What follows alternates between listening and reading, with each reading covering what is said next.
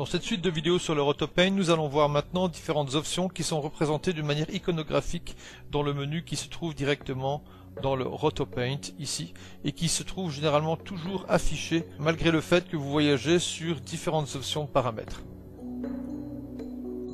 Je me positionne sur le premier frame, je crée un rectangle, je mets en Select All, je sélectionne tout le rectangle. Sur le frame 30, je vais déplacer le rectangle à cet endroit. Je me place sur le frame 15 qui est donc au milieu de la trajectoire de ce déplacement.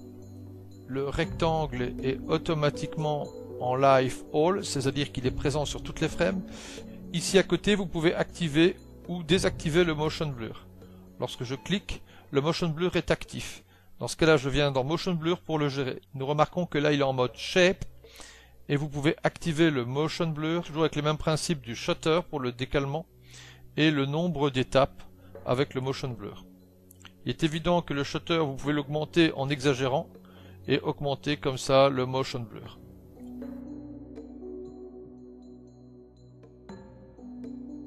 Si je désactive le flou est désactivé simplement en cliquant sur cette icône. Nous remarquons donc que vous allez avoir ici beaucoup de raccourcis et là les paramètres relatifs à ces raccourcis. Revenons au Rotopaint. Vous avez la notion de visible ou invisible dans le menu de base du Rotopaint. C'est exactement la même chose si vous cliquez ici pour activer ou désactiver le fait qu'il soit visible ou non visible. Vous avez à côté Lock qui vous le bloque en termes de sélection et vous retrouvez Lock ici à côté de visible. Bilan, les deux icônes qui sont là se retrouvent exactement ici dans la partie Rotopaint. Pour une meilleure compréhension de couleur et opacité, je vais créer un cercle. J'appuie donc sur Shift. Voici le cercle. Le cercle recouvre le rectangle. Je veux l'inverse, je veux que le rectangle recouvre l'ellipse. Il suffit de cliquer, déplacer, le rectangle est maintenant au-dessus. Nous remarquons ici que le rectangle se superpose sur l'ellipse à cet endroit. Je viens sur le cercle chromatique face à couleur, j'appuie sur CTRL pour retrouver ici la gestion du Rotopaint numéro 1 qui correspond dans ce cas-ci au rectangle. Je modifie comme ça les valeurs colorimétriques, tandis qu'ici en dessous, je modifie l'opacité de l'entièreté du rectangle.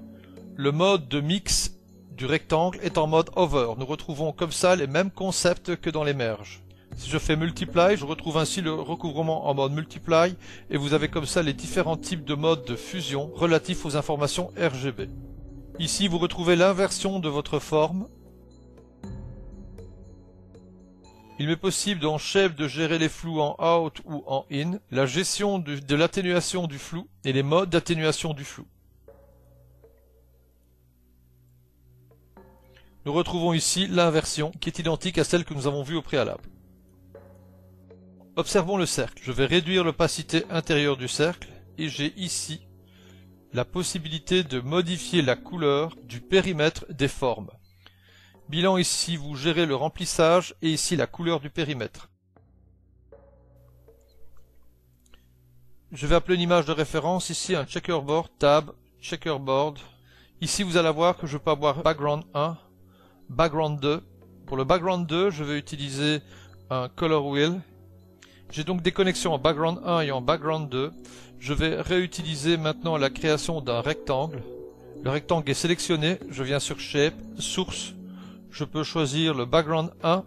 À ce moment-là, nous remarquons qu'il utilise le checkerboard ou le background 2. À ce moment-là, on voit qu'il utilise le color wheel. Si vous mettez en transformation, il est tout à fait légitime que vous pouvez replacer comme ça votre information qui recouvre et qui remplit le Rotopaint rectangle. L'information se retrouve ici, background 2 et donc la source. La durée de vie, le motion blur, les modes de fusion, l'inversion, la couleur intérieure, la couleur du périmètre, bloqué, visible ou invisible à l'affichage.